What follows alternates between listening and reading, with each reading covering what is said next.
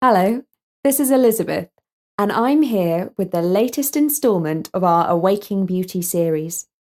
If you have heard the earlier episodes, you will know that Sally is in her first year at Westerly College, and that she has made a strange and mysterious friend called Princess Talia.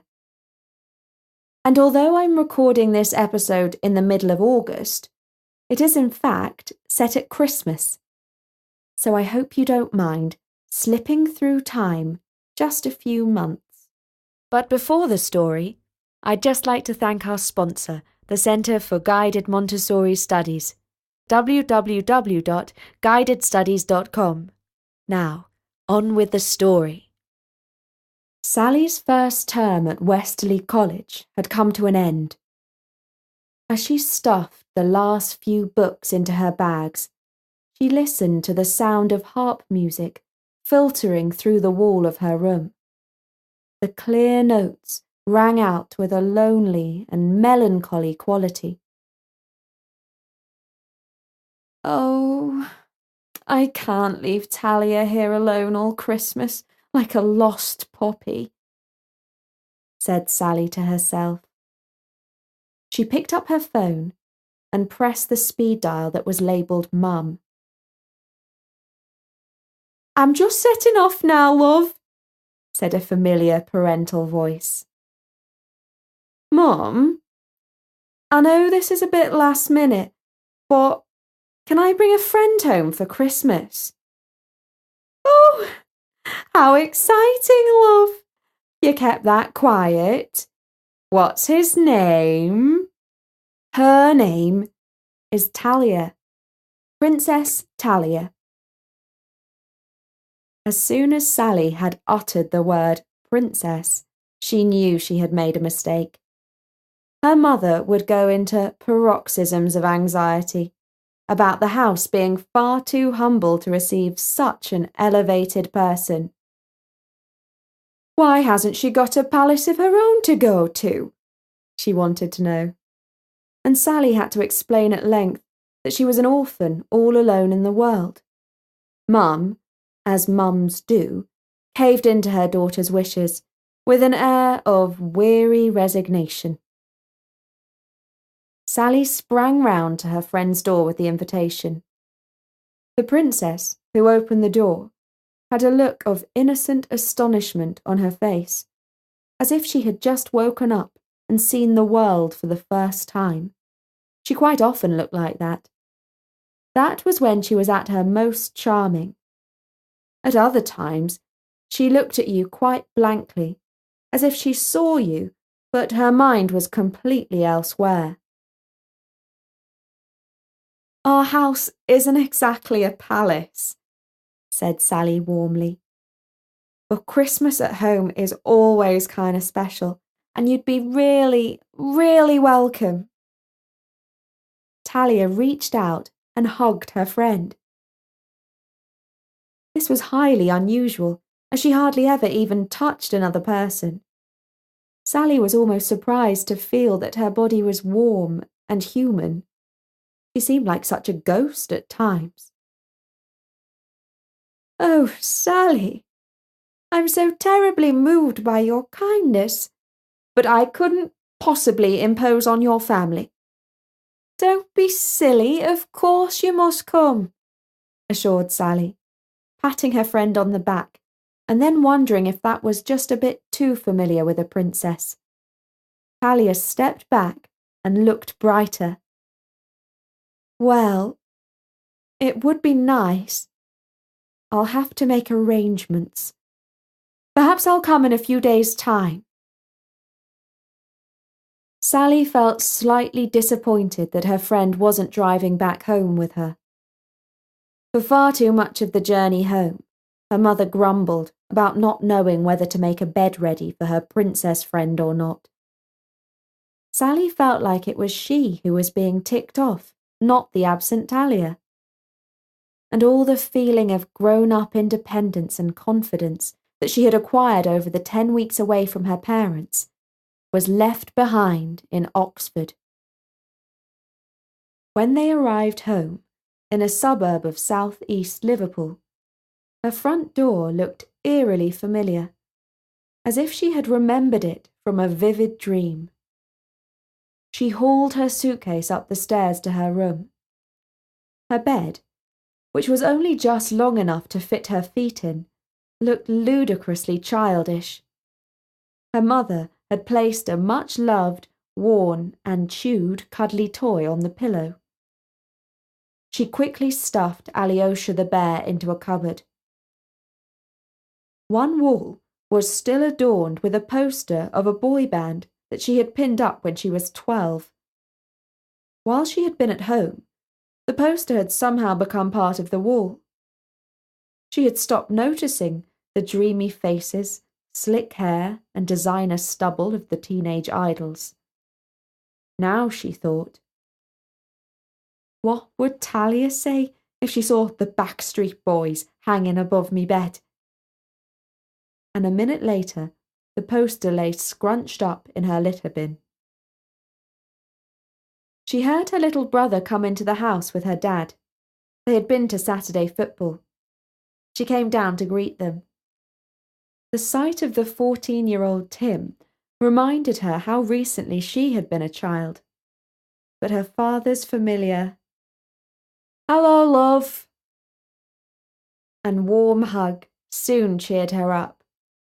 He whispered, "Your mother's not stopped fussing about you catching your death of something since you've been gone." Almost 2 weeks later, Sally's mum answered a ring at the door. A tall, broad-shouldered man in a sharp suit asked her if this was the O'Brien residence. Instead of answering his question, she said, "We haven't done anything wrong, have we?" "Ahem," the man coughed. "No, madam. Princess Talia is in the car. She asks, is it convenient for her to come in?" "Well, no, I mean, yes. Oh, Sally, come and look who's here." Mrs. O'Brien checked her hair in the hall mirror, while the besuited attendant returned to a long black limousine that was parked across the close. He opened a rear door of the vehicle. The elegant figure of a princess swiveled herself out in the manner that a debutante learns to leave a car at a Swiss finishing school. She wore a long satin dress, and her shoulders were wrapped in an ermine-trimmed jacket. As Sally came downstairs and saw her friend's arrival, she could feel at least a dozen pairs of eyes peeping out of windows up and down the close. On the doorstep, Talia addressed Sally's mum. "You must be Mrs. O'Brien. It was so kind of you to invite me to your home for Christmas." Sally's mum was so flustered that all she could say was, "Come in and have a cup of tea, dear, Your Highness." Princess Talia drank chamomile tea at the breakfast bar in the kitchen, while her attendant carried her many suitcases up the narrow staircase. Mrs. O'Brien was horrified that her daughter was serving tea in the kitchen instead of the living room, and in her embarrassment, she hovered around gesturing to Sally to use the best china. "We thought you'd never come," said Sally to her friend. "I said I would come, and I am a woman of my word," replied Talia. "Well, I hope you don't mind the humble surroundings. The spare room's quite small, I'm afraid." "Your parents' house is quite charming, Sally." It was difficult to see what was so charming about the perfectly ordinary kitchen from the Swedish furniture shop IKEA, but Mrs. O'Brien, who was now busy wiping surfaces, was pleased by the remark, until Talia added thoughtfully, "To speak plainly, Sally, it's a relief for me to see you so comfortably housed. Where I come from, the common people live in far humbler circumstances." Mrs. O'Brien couldn't suppress a gasp of astonishment. and Sally couldn't quite hide a slight smile. She was used to Talia now, you see, and was more amused than shocked by her odd remarks. When Talia went upstairs to her room, Mrs. O'Brien said in a low voice, "Well, we do move in elevated circles now, don't we? Soon your parents won't be good enough for you." "Oh, Mum, I wish you could see me other friends. They're all perfectly normal. But don't mind Talia, she's a one-off." "Well, what country's she princess of, for goodness sake?" "She's never quite said." Sally knew that this sounded a bit feeble, but she really did believe that her friend was a true princess. She had learned not to mistake Talia's mysteriousness for insincerity. Her mother said, "It's probably some phony continental title. They're six a penny over there." It was shepherd's pie for dinner. Talia tasted it, praised her hostess's cooking lavishly, and didn't eat any more. Mrs. O'Brien asked Talia what her family ate for their Christmas meal at home, and the princess slipped into her astonished and just woken up look. She spoke dreamily of oysters and cockle Saint-Jacques, of smoked salmon pancakes and goblets of champagne, of partridge, cuts of venison, wild boar sausages, roast chestnuts and parsnips, followed by 13 sweet desserts to represent Christ and all the apostles. Given that Talia was so thin and rarely more than picked at her food, it was surprising to hear her describe a banquet with the relish of a confirmed glutton. But Sally realised that her thoughts were travelling back with nostalgia to Christmases past with her own family, in her own home. Mrs. O'Brien asked meekly if they ever ate turkey for Christmas in her own country. Talia was puzzled by the question. She didn't seem to know what a turkey was, and Mrs. O'Brien seemed almost offended by her ignorance of turkeys. Fortunately, the princess got on with Sally's father just fine. His hobby was medieval history, and that was something the princess was well versed in. He lent her 2 of his books, and she showed him her necklace, which she said was Anglo-Saxon gold. He was perfectly purring with admiration, and Sally noted that the princess had made a conquest. At 9 o'clock, the family sat on the flowery 3-piece suite in the immaculately tidy living room and watched a television programme in which a modern English poet retraced the haunts of King Arthur and the Knights of the Round Table. It ended amid the mist-entwined ruins of Glastonbury Abbey, where the semi-mythical king is said to be buried with Queen Guinevere. After it was over, Talia sighed and said, "Oh, Uncle Arthur was such a dear." And Sally could see that her father wasn't quite sure if he had misheard the remark, or if she was referring to some other Arthur who happened to share the king's name. The next morning was Christmas Eve. It was almost lunchtime, and Mrs. O'Brien noted, "Evidently, princesses aren't early risers." For nobody had seen Talia yet. Sally went up to knock lightly on the guest room door. There was no reply. She knocked a second time and gently pushed it open. She saw an empty bed, and as the door opened wider, an empty room. Even the suitcases had gone. For the rest of the day, Sally felt quite disjointed. This wasn't at all what she had been expecting. If somebody just ups and goes without saying goodbye, it leaves you with a feeling of incompleteness. That parting well-wish which literally means "may God go with you," is a sacred ritual. And it's a sacrilege not to go through it, far worse than not saying thank you. Besides, she had to put up with the inevitable barrage of remarks from her mother, that the royal guest did not consider that the food, the house, or the company was good enough for her, and that she might be a princess, but she had no manners. The commentary became so intense that Sally had to get away. She took a bus into the centre of Liverpool and walked through the crowds of last-minute Christmas shoppers.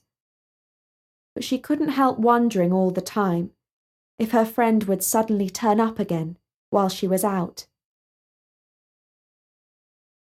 The absent Talia even cast a shadow over lunch the next day. Sally's mother twittered on rather too much about how there was nothing like turkey and Brussels sprouts for Christmas. And when they all put paper crowns from the crackers on their heads, Sally thought how embarrassing it would have been to have done this in front of Talia. At 3 o'clock, the family settled down in front of the television to watch the Queen's Christmas speech. Sally felt crushingly bored, but unable to go and do anything else without offending her mother. Just as the national anthem was playing, the doorbell rang. Her brother sprung up and went to answer it. A minute later, Talia stepped into the living room, holding a basket of beautifully wrapped presents. "Happy Christmas!" she intoned, and started distributing the gifts almost like Santa Claus. Dad reached for the remote control and turned the Queen's volume down. Mum moved her chair closer to the screen, straining to hear the monarch's commentary on the year gone by. "May we open 'em now?" asked Sally. "Oh, pray do, I insist," said Talia. The gifts were as exquisite as they were lavish. Pearls for Sally, an emerald brooch for Mrs. O'Brien, a golden goblet for Mr. O'Brien, and a jewel-encrusted dagger for Tim. All Sally had bought for Talia was a book with Latin inscriptions from around Oxford. But Sally had never seen Talia smile so broadly, or so beaming with obvious delight. "Oh, do let's put some music on," she said. "Tim, show me how to operate this thing. I'm no good with modern technology." She meant the CD player. And she chose a disc at random. It was The Searchers. "Sweets for my sweet, sugar for my honey, your first kiss thrilled me so." They were a 1960s band from Liverpool, and Sally's dad rather liked them. Talia took him by the hands and pulled him up to dance. This was not at all the princess that Sally thought she knew. "May I ask my driver in? He's a bit lonely out in the car," Talia asked, when the track came to an end. Soon the driver was playing a video game with Tim, and Mr. O'Brien brought him a mince pie. Mrs. O'Brien spoke to the princess. "We've been so worried about you, love. You shouldn't have gone off so abruptly without warning us." "I was called away rather suddenly," she replied tersely. And then she took her friend on one side and held her by both hands. "Sally, I'm so excited. I was in Glastonbury for midnight mass. Afterwards, as I was walking among the ruins of the abbey, I met my uncle and aunt. I haven't seen them for simply an age. I mean to say," and she whispered the last words, "Arthur and Guinevere." And that was the story of the Christmas Beauty. I do hope that you are enjoying our Awaking Beauty series. You can always let us know what you think by leaving a message on the stories page at storynori.com. But before I go, I would just like to ask you a question. Are you interested in finding local Montessori schools, becoming a Montessori teacher, or just learning more about the world's leading alternative method of education? Our sponsor, the Centre for Guided Montessori Studies, has set up a website that we hope you will visit: www.guidedstudies.com. The Centre for Guided Montessori Studies offers very comprehensive online learning courses which incorporate cutting-edge web-based and video technologies to provide quality online Montessori training at a distance. On their website, you will find information on Montessori education, a school search, certificate training for teachers, as well as continuing education for experienced Montessori teachers. That's www.guidedstudies.com. I'll be back with some more stories soon. For now, from me, Elizabeth, bye!